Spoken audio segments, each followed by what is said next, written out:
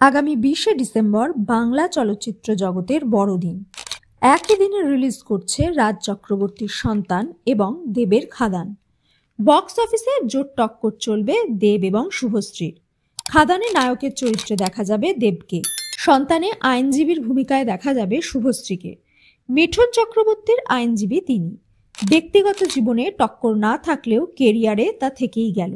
যদিও রাজ চক্রবর্তী বলেছেন দেব শুভশ্রী এবং দেবজিতের ছবি আসা দরকার। দেবজিতের ছবি এলে বাণিজ্যিকভাবে বাংলা সিনেমা সাফল্য অর্জন করবে। রাজের মুখে শুধুই সন্তান স্তুতি।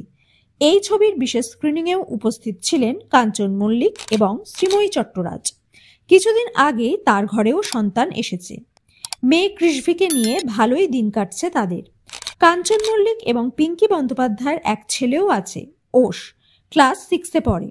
মা বাবার যখন ডিভোর্স হয় তখন তার বয়স মাত্র 10 বছর। কয়েক মাসের মধ্যেই কাঞ্চন বিয়ে করেন শ্রীময়ীকে। সন্তান দেখে এক সংবাদ মাধ্যমকে শ্রীময়ী বলেন ওষ তার সন্তান সম। কৃষ্ভিও তার যতটা কাছের, ওষও তাই। ছেলের জন্য তাদের বাড়ির দরজা সবসময় খোলা। কাঞ্চনও ওষকে খুব মিস করে। ও যদি কোনোদিন আমাদের সঙ্গে এসে থাকতে চায় তাহলে থাকতেই পারে। তৃতীয় ব্যক্তি হয়ে আমি বাধা দেব না। আশা করি বড় হয়ে ওষ ওর বাবাকে বুঝবে। প্রত্যুত্তরে পিঙ্কি বলেন ভবিষ্যতে কি হবে না হবে সব উত্তর সময় দেয়। ঠিক আছে, ধন্যবাদ এই মহান উক্তির জন্য। ওষ ওর বাবাকে মিস করে না। আমরা চাই ওরা খুব ভালো থাকুন, যতটা ভালো থাকা যায় ততটাই ভালো থাকুন। আমার সঙ্গে খারাপ কিচ্ছু হয়নি, যা হয়েছে ভালো হয়েছে। কাঞ্চনের দ্বিতীয় বিয়ের প্রভাব ছেলের ওপর পড়েনি।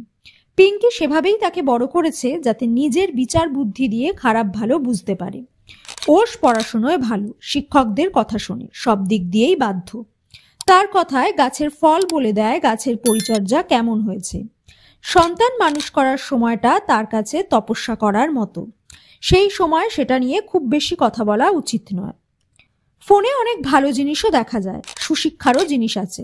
গসিপ বা জঞ্জাল দেখার মতো সময় অনেক বাচ্চাদেরই নেই।